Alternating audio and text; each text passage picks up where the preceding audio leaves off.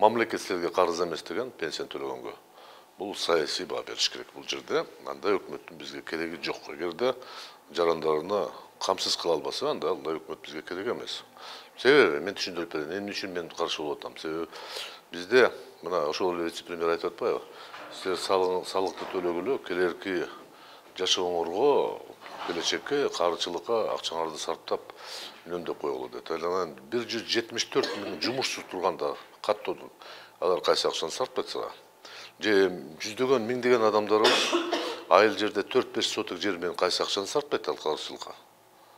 Эгер завод, фабрикалар иштебесе кайсы акчаны сарптайт? Ошондуктан бул жерде саясий көчкараш менен мен ойлоп атам, вице-премьер айткан сөздөрү муну ката деп эсептеш керек. Бул катуураак айтканда кызмат ээлеген кызматка дал келбеген иш аракеттер болот.